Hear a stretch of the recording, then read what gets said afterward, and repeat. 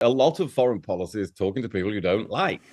And so it's important to get off this idea that the whole world is, we're either for them or we're against them. Most of the world is shades of gray. Now, Iran is a pretty dark shade when it comes to that. But nevertheless, you have to work with that. You have to know different people in there. William Hague. Morning, William. Good morning. And someone who's never followed those strictures, Mary Ann Sieghart. Good morning, Mary Ann. Good morning, Stig.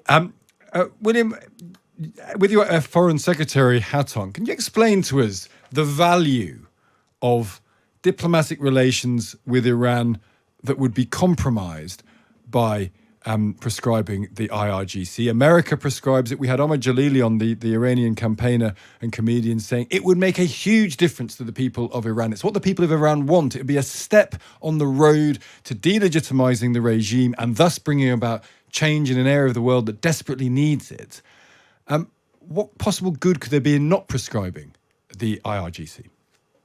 Well, first of all, I think that is overstating the what you just quoted there, the effect of if Britain did prescribe the IRGC.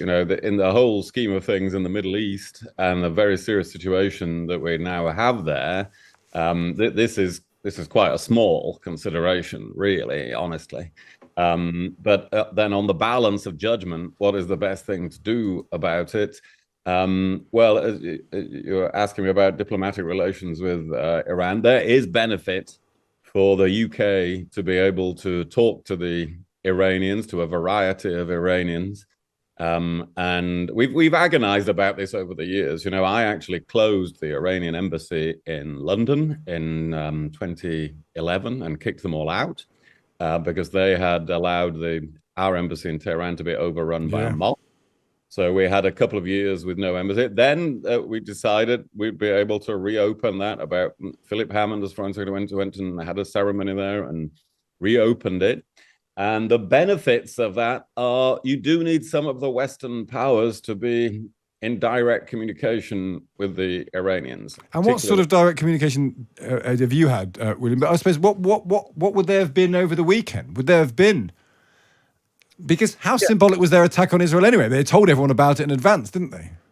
Well, they did. They were clearly, as I've said in my columns, they're not seeking an all-out war. It was a reckless thing to do, by the way, but it was a dangerous thing to do, and they shouldn't have done it.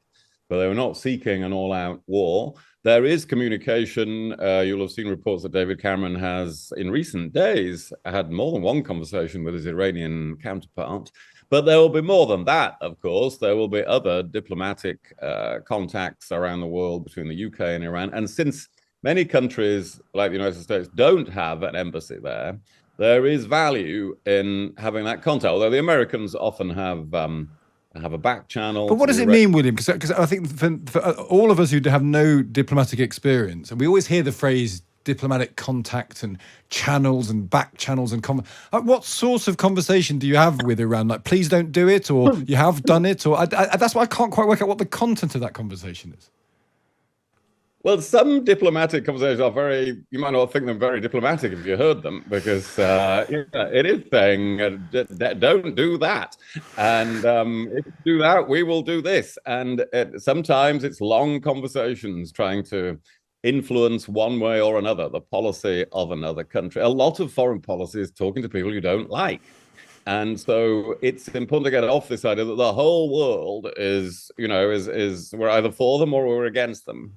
Most of the world is shades of gray. Now, Iran is a pretty dark shade when it comes to that. But nevertheless, you have to work with that. You have to know different people in their system. The second foreign minister I dealt with in Iran, who's now well out of favor in Iran, was the one we made the nuclear deal with. And that, if it had stuck, would have meant Iran was much further away from a nuclear weapon than it is today. And that was, therefore, a considerable value in being able to have a channel of communications with Iran. So the IRGC is just one factor in all of this. And if it's the government's judgment that it's better not to prescribe them, to keep open all these channels, then I back that judgment. There are perfectly legitimate arguments the other way, of course.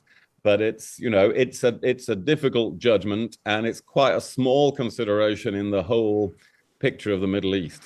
Mary Ann, so Ben Wallace and Ahmed Jalili, who had them on today, independently sort of used the phrase, we're too British about this. We're kind of, which the implication is we're kind of too soft. We're sort of too nuanced about this, as William was kind of explaining as well. What do you make of that? I mean, do we have a role? Do we exercise our power responsibly? How British is British? Well, I think nuance is a very good thing in foreign affairs. It's always so tempting to go for what looks like the easy and obvious solution. But if you're going to be successful in diplomacy, quite often you have to take a more nuanced and difficult approach. And I mean, I defer to William. I haven't been foreign secretary and he has, so he will completely appreciate this. And I would have thought, for instance, that it's precisely because the US prescribes the IRGC that it's a good idea for us not to, because we need relatively powerful Western nations to continue to have a diplomatic presence in Iran and to be able to talk through both front and back channels with them. If America can't, then it's pretty important that we can. William cites the Iran nuclear deal, which, as he says, couldn't possibly have happened if we had no diplomatic channels with them. Yeah, although it didn't turn out to work in the end, but that's, I suppose, a different... Yeah, but that was because America pulled out. Yeah. Omar Jalili came on also, Mary Ann, to say that he thinks there's a view that the state of Iran and how it conducts itself towards its own people doesn't get as much criticism in the West because it's opposition to Israel, and there's a sort of sides being taken that if you criticize Israel, you're sort of soft on Iran, and therefore you're not morally strident enough about the abuses that it commits. Do you think that's a plausible position?